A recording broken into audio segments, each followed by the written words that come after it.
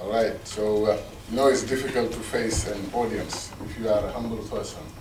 And then if you receive such a great gift from the councillor, it makes it even more difficult.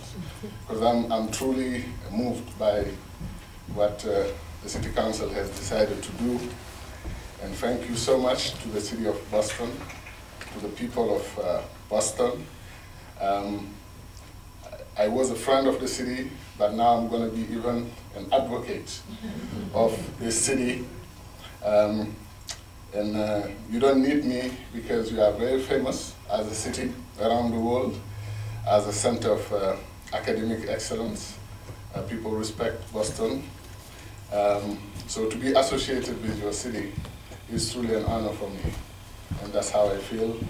And I'm happy also to see that African Americans play a very important role in this city and in this state. So proud of you, and thank you so much for this, and the people of Senegal will know about it, inshallah. Thank you.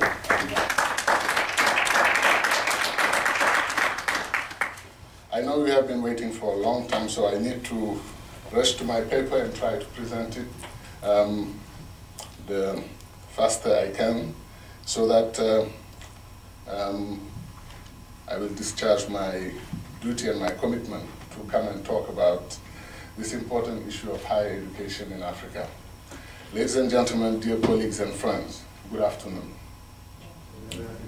I would like, first of all, to sincerely thank the SOMPATT organizers, in particular the festival director, Mr. Dovi Abe, and his team, for their dedication and commitment to the cause of African Renaissance in the various areas of politics, economics, culture, and education.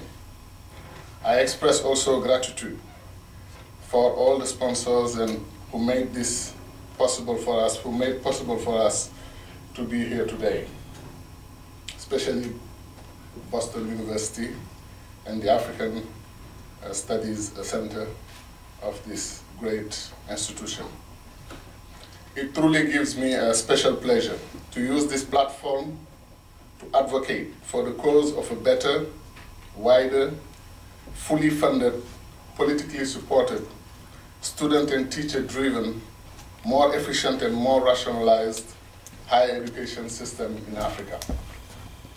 While during this forum, researchers and technicians of the field of education have and will provide you with the statistics and current states of global affairs in higher education in Africa, I would like to direct my contribution to the political and decision-making angle to the role of current African leadership in promoting a new, rationalized, and truly efficient higher educational system in Africa.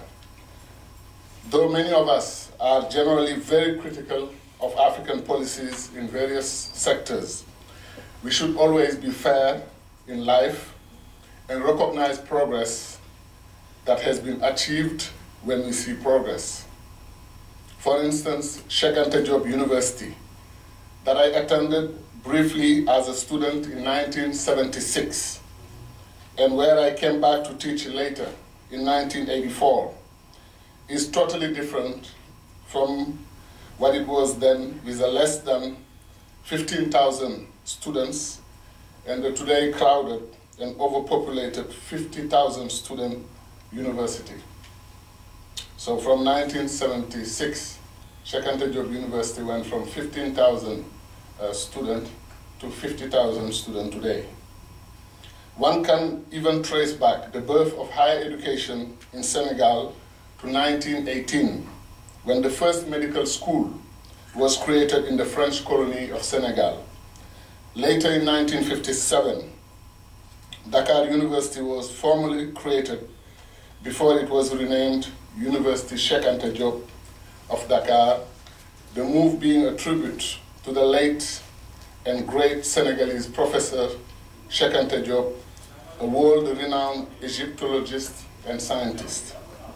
We know, however, that some researchers want to date back the birth of higher education in Senegal and Africa to the creation in the 18th century of the first Islamic universities following the traditions of Tombouctou and other scholarly centers of academic knowledge in medieval Africa.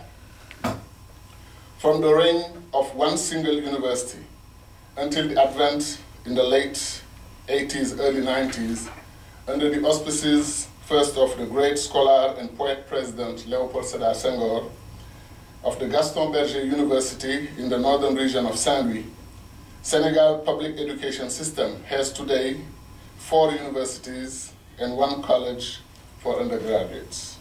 In parallel, the country has witnessed a booming of private higher education institutions. But no matter how much progress has been made, what the SOMPATT organizers call advances, the challenges of higher education in both Senegal and Africa are paramount and cannot in any way compare to the recorded successes. When in 1987, I completed the 32 Dakar University assistant or associate professors for a Fulbright program, I competed with 32 Dakar University assistant or university professors for a Fulbright PhD program in the United States. I was far from realizing how it would turn around my life and transform me forever into a militant of the cause of African higher education and the sacred cause of the struggle for the United States of Africa. First, after 9 months of test, examination, interviews, the selection was announced. The US was actually giving 1 Fulbright scholarship to me and 1 12-month research fellowship to one of the greatest constitutional law professors of Senegal, Professor Mbouy. So after 9 months of test, examination, and so on, we realized that actually at the end, they only had 2 scholarships, 1 for a full scholarship, Fulbright, for a PhD program, and 1 for just a 12-month program. So 32 associate professors and assistants spent 9 months competing. They did not know at the end that it would be just 1 full scholarship.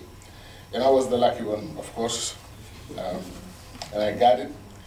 I was happy, but I was sad also, of course, because I thought some of my friends would come with me. So I was 2 selected out of 32. I was puzzled.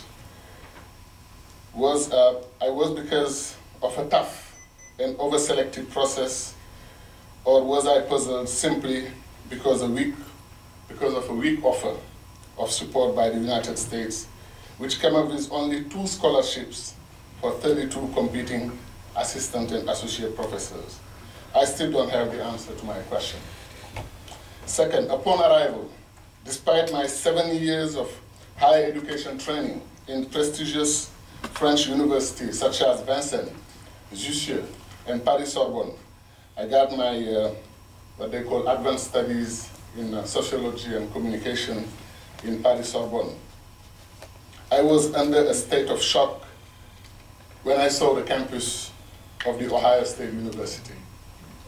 60,000 students, 15,000 staff members, among which 4,000 faculty members. I could not believe those figures. And I had to go to the registrar office to confirm that what I thought to confirm if what I read was not because of a vision problem. There I was faced with another positive but shocking news to me. Ohio State University budget was $1 billion US, twice the budget of the West African country of Mali, and 1.5 the budget of my own country, Senegal. All of a sudden, the 53 and mostly tiny and populated states of Africa became more than questionable to me in terms of their long-term viability, and even in their ability to ever bring about development, education, health, agriculture, agricultural self-sufficiency, energy, technologies of information and communication, in one word, prosperity for their people. I left the registrar office transformed for the rest of my life. From a committed Pan-Africanist and a strong advocate of education in Africa, what 1 week in the US has now changed me into a proponent of a federal African state and a militant of a new African system of higher education as being the real gateway to African development. Pooling our resources in all areas, especially education, became for me a must. The city of Columbus, with its more than 10 universities and colleges, could easily compete in quantity and quality with most of West African states combined. A few years later, when I got back to home to serve as a foreign minister of Senegal, a country recognized in the world as, quote unquote, a little diplomatic superpower, because Senegal does a lot in the front of African diplomacy and has always had a leadership position, struggling, fighting for the continent of Africa. That's why someone one day called Senegal petite grande superpuissance, a little diplomatic superpower.